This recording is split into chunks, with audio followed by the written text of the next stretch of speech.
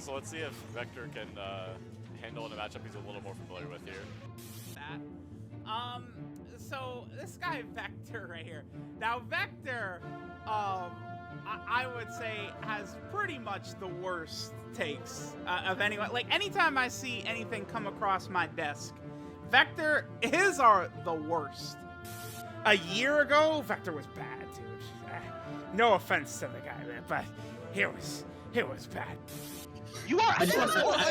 But guess what, Vector? Guess who you are first, bro? Guess who you are first? You're not Gohan. You're Piccolo. Gohan. He has a 100% chance to dodge. The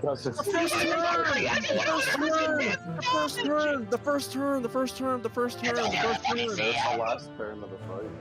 But no, it's not! Because you're getting his... No, it's not! Last turn you can see him. Holy shit. Holy shit.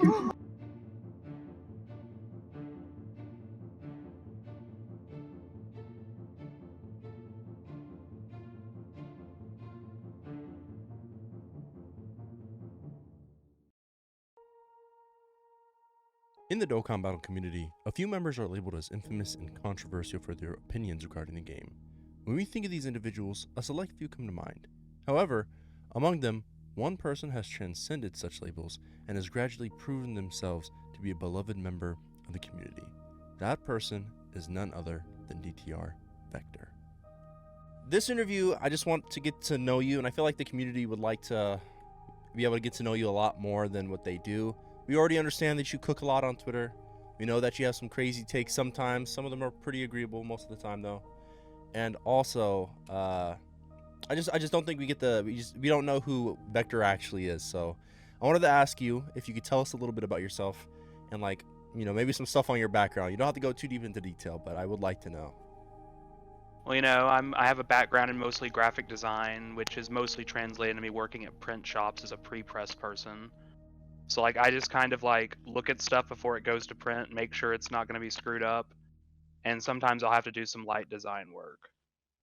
Before Vector's rise to prominence in the Dokkan Battle community, his primary passion lay in the world of Super Smash Bros., along with speedrunning Sonic Adventures 2.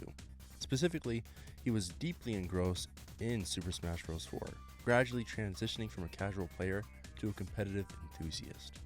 His journey began as he ventured into local tournaments, not only to showcase his skills, but also to refine them to a razor's edge. Before Dokkan, I was pretty heavily into the Smash community. Like, I went to local tournaments and stuff. And, you know, back then I think I was like going really hard through my Ava phase. So my tag was Zeruel X.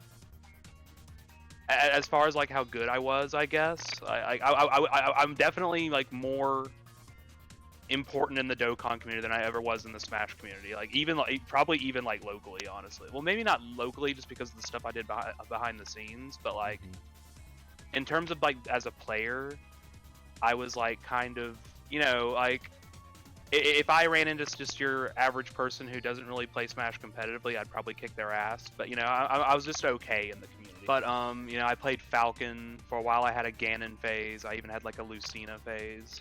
All fun characters, though. All of them. Do you feel like your impact... do you feel like the translation between the Dokkan community and the Smash community was, like, a rough one for you? With the release of Super Smash Bros. Ultimate, Vector's involvement in the Smash community dwindled. Though his love for the game never waned, he shifted his focus away from the competitive scene and found joy playing solely for the fun of it. It was during this phase that a chance encounter with a fellow Smash player paved the way for the introduction to the game that would become a pivotal part of his life, Dokkan Battle. I wouldn't say so. Like, it wasn't even really a transition. It was just kind of like, when I played Smash 4.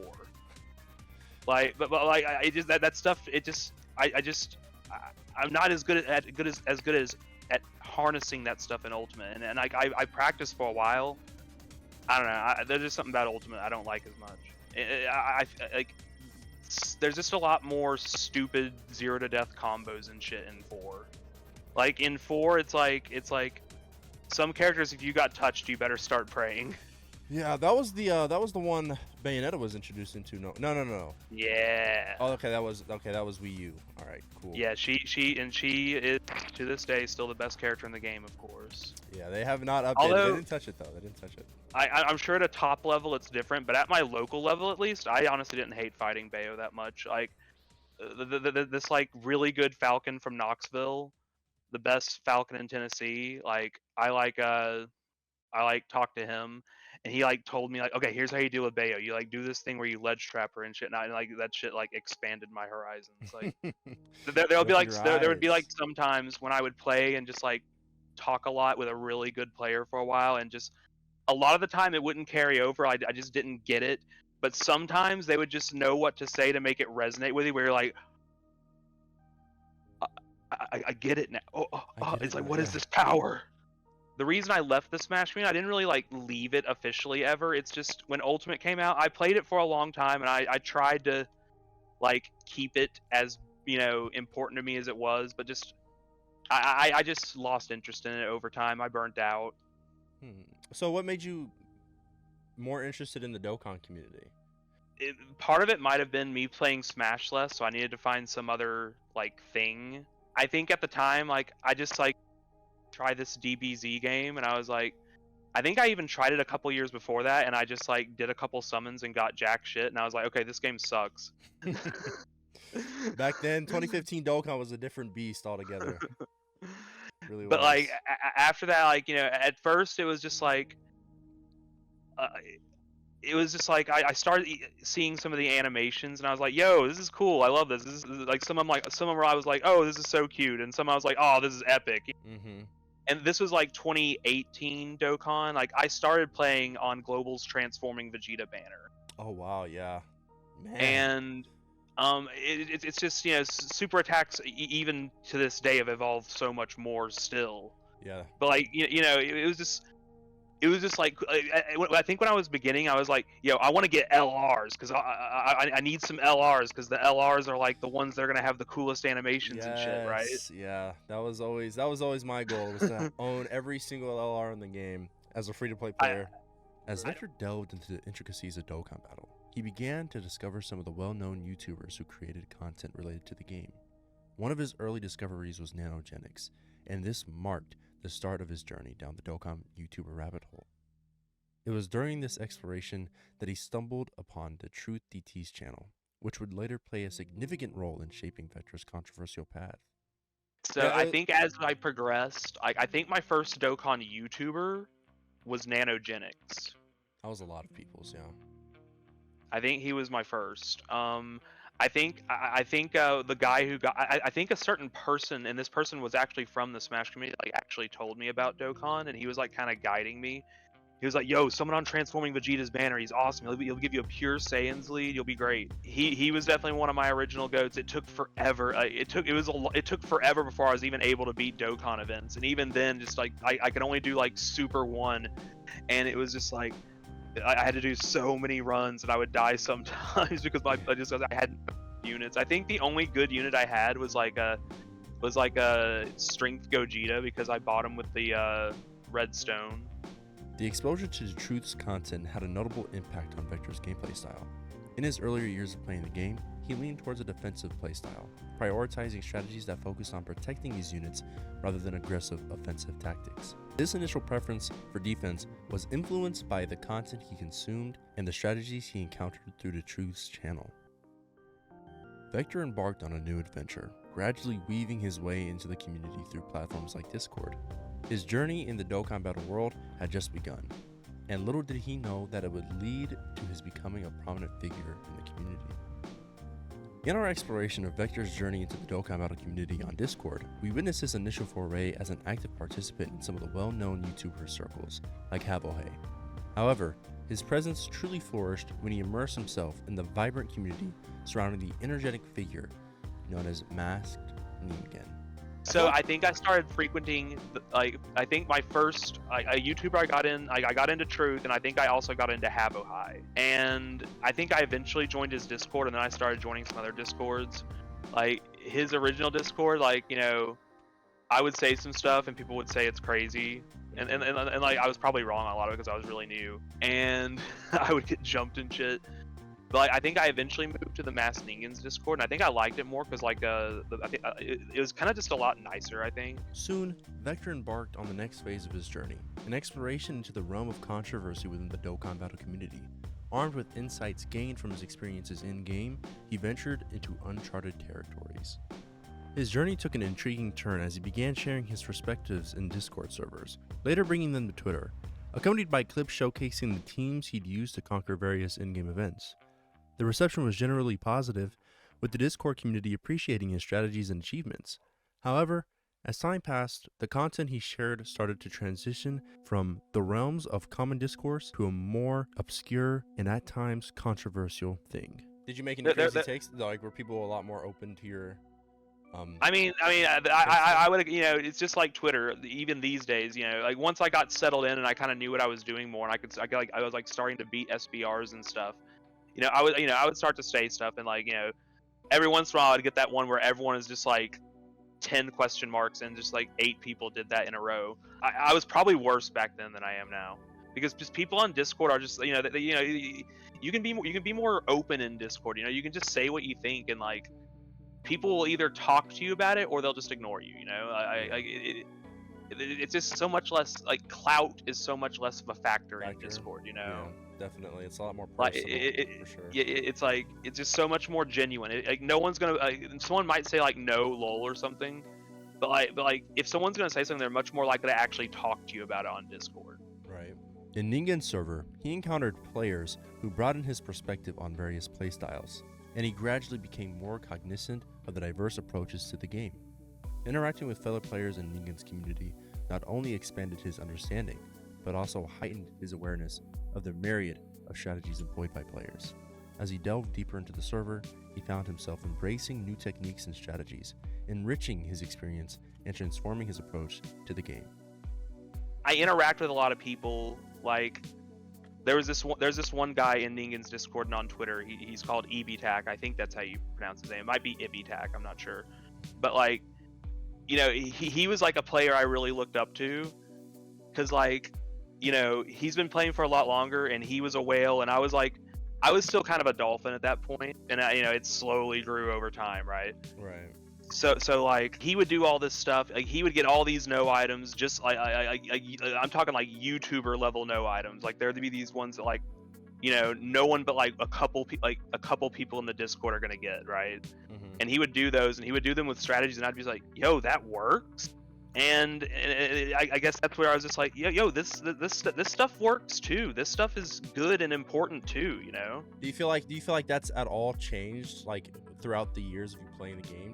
I mean, yeah, it changes constantly, honestly. It just, and honestly, I'd say it changes now more than ever, just because of all the different people I talk to and how their opinions influence mine. Like, because like, sometimes if it's like, sometimes I'll like go really hard or be stubborn on something, but sometimes if someone says something that I'm like, okay, maybe there is something to this, like, I might even fight back against it at the time, but like, eventually I'll kind of be like, kind of had a point. The once harmonious discussions in Discord servers became arenas for heated debates and divided opinions. Vector found himself at the center of controversy, navigating through the challenges of expressing his unique viewpoints while contending with the opinions of the Dokkan Battle community. While Vector was in the midst of controversy, you might say his saving grace was meeting some of the bigger and influential figures within the Dokkan Battle Twitter community, forging connections with prominent individuals like Thad and Freedom. I eventually kind of moved on to Toon Rami's channel, and I met like Freedom and some other people there. We ended up making our own server, and I ended up into this one server called like David's server or something, and I ended up meeting like Thad and some people. I think that's kind of what got me immersed in the Twitter community. I feel like Thad especially was like a big accelerator for that, like interacting with him. Just because like Thad was like a big Twitter account at the.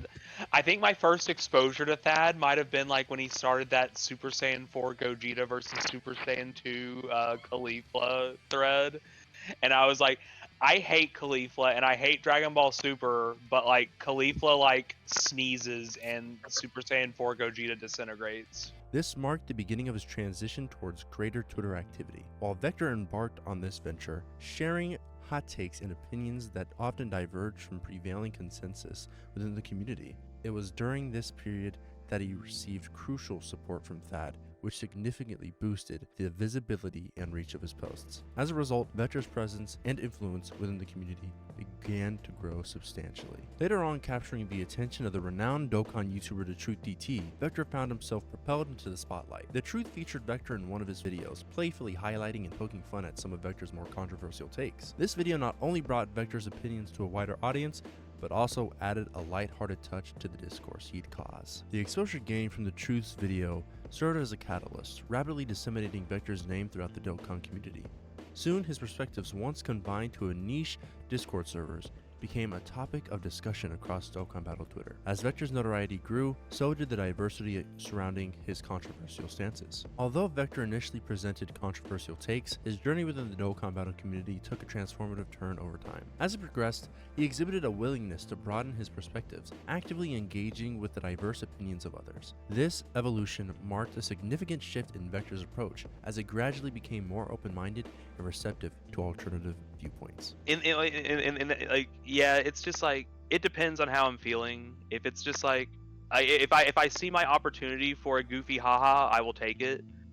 But like at the same time, I do want to have like discussions with people that are actually like productive and not talking point bazingers at each other, you know? Exactly. Do you feel like any of this is like important to, I know it probably in the community, you know, we feel like this is a lot of the things that you talk about are probably important, but do you feel like it's a super important thing? Do you feel like people overreact a lot of the time? Yeah, like it's just, people are really dug in a lot of their positions, and like I am too. I'm no different. Like I said, we all have that stuff about us. Right. But I just feel like a lot of time, it's just, you know, people are just stubborn. We all are. I am too.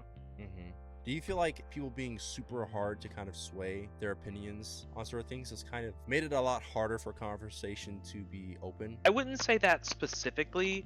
I think it's just more in like how severe they are on that. It's just like, it's not even really about how hard people are to sway. It's just how much proclivity people have to be like, there's no way this is true. It's never like, you know, I don't really agree with this, but you know, if you kind of look at it from this angle, you know, maybe I could see it. I feel like there's not enough of that. Yeah.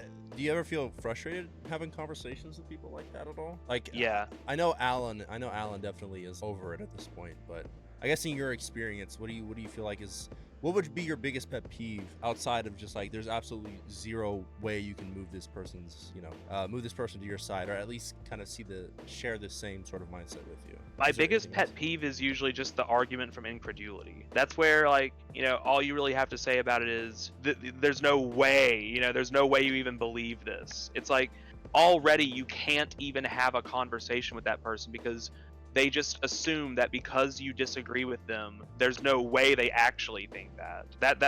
I would say that's a pet peeve of mine. It's like, well, way to go. Now there's just no way for us to even talk about it. Great. Like the whole conversation is just automatically invalidated from step one. Yeah. Do you feel like being labeled a baiter has kind of made it harder for you to kind of have those conversations, I suppose? A bit, and you know, although like to an extent I get it. I have said some pretty out there shit.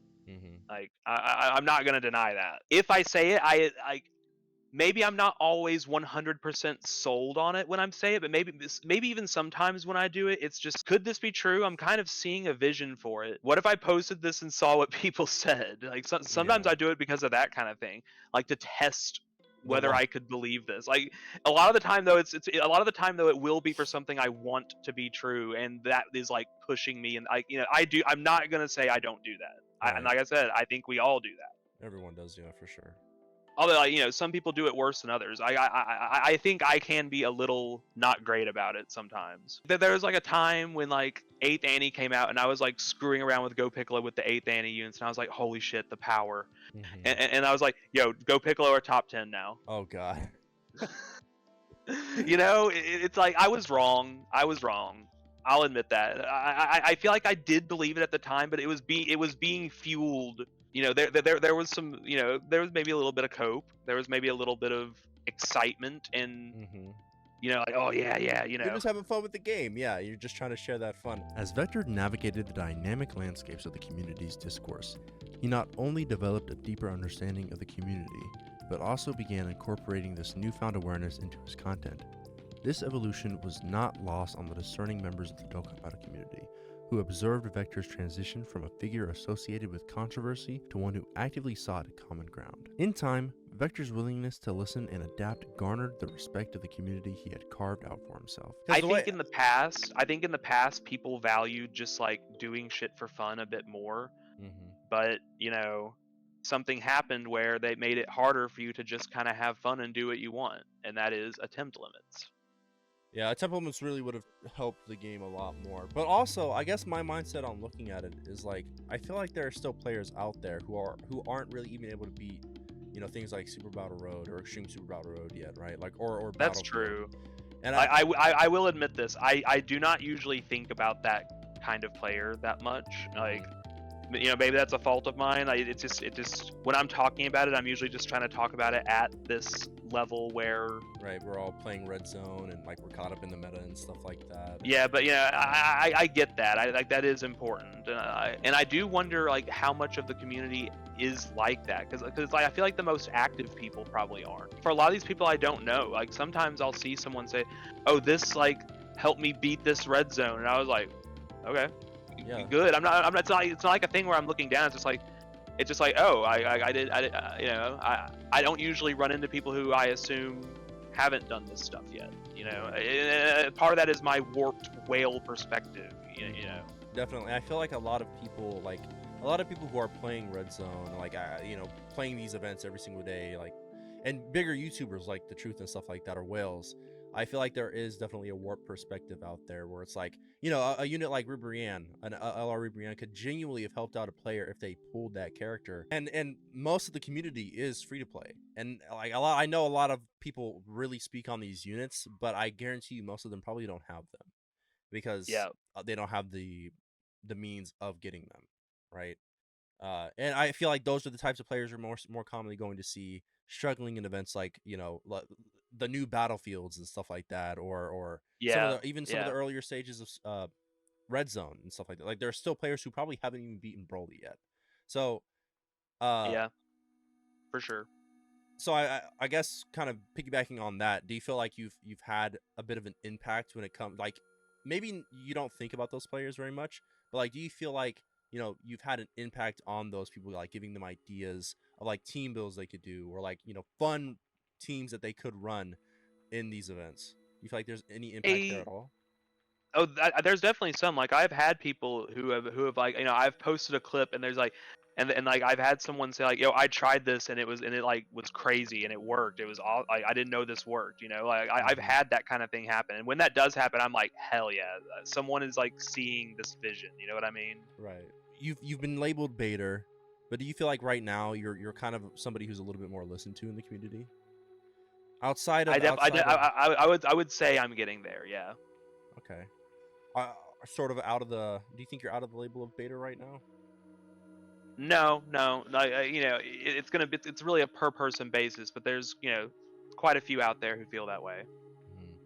I feel like you kind of stand out from the rest, right? Like most people when they bait, they definitely don't believe it. And I know that you admitted that you like sometimes you're going a little too hard in the paint, but it comes from experiences in game, right? Like maybe it's hope. It's like sometimes I'm definitely juicing myself up a little bit. I'm not gonna deny that. Right. But it's not that I don't actually believe it, but it's just like I'm just kind of off my own juice at the moment. You know what I mean? Mm-hmm. But I feel like it's still different because it's coming from an experience that you had in game. Like you saw it, you tried it out in game, and then you posted about it on Twitter. And I feel like that would make the community, like people like you and Alan and stuff like that, genuinely I feel like would make the community a healthier place because you guys play the game, not really, you kind of go outside of the meta a little bit and you do things that are, outside of the norm, and it kind of changes people's perspective a little bit. And I feel like people like you and Alan, and people like Maya and stuff like that, like all of you guys do things that aren't necessarily agreeable by the greater part of the community, but like I feel like most of those people don't really have fun with the game more often than not.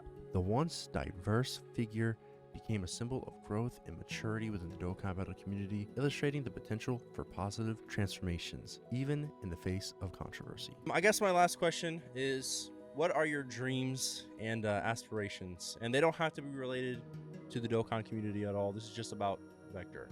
What do you feel like, your dreams and goals are as a person?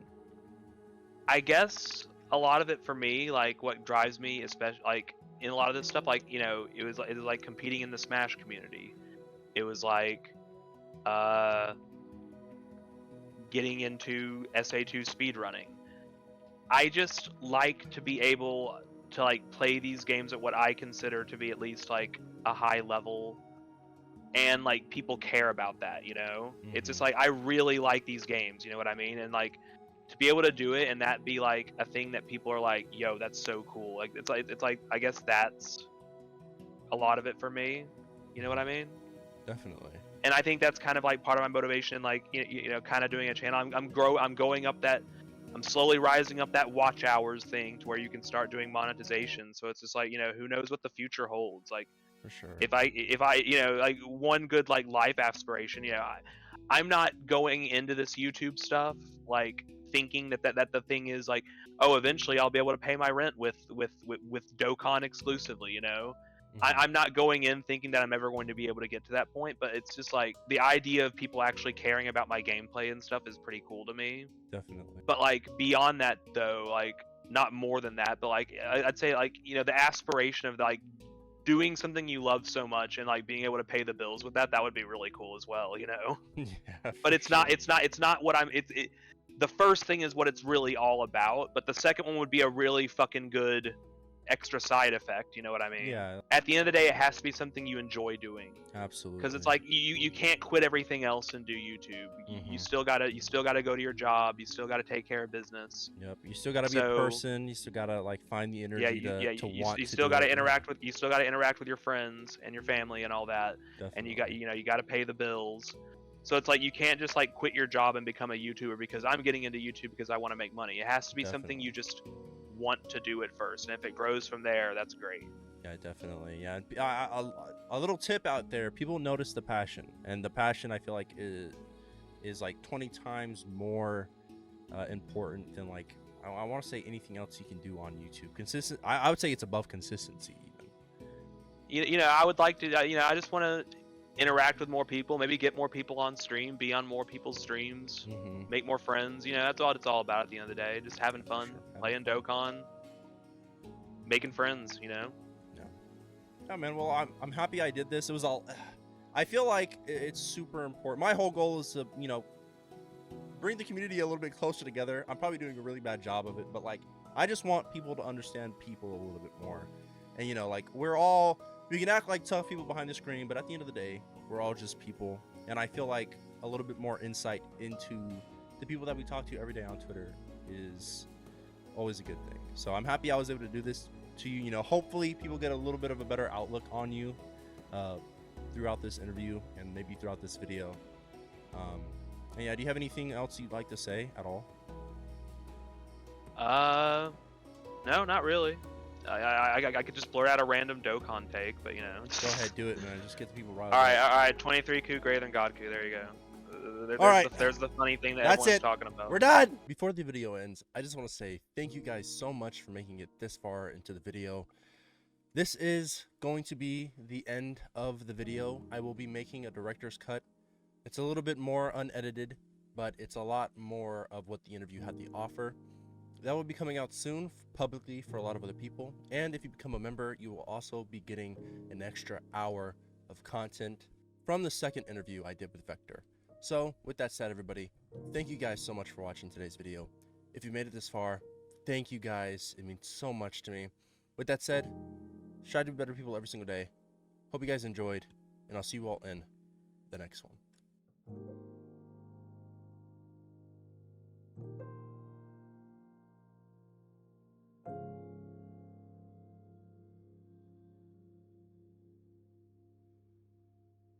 And for more content just like this, consider becoming a member, where you get access to the members only Discord channels where we host live events for the community every month and exclusive content and private server content over there. Also consider hitting the like and subscribe. It really helps support the channel. And with that said, I appreciate you all and have a great day.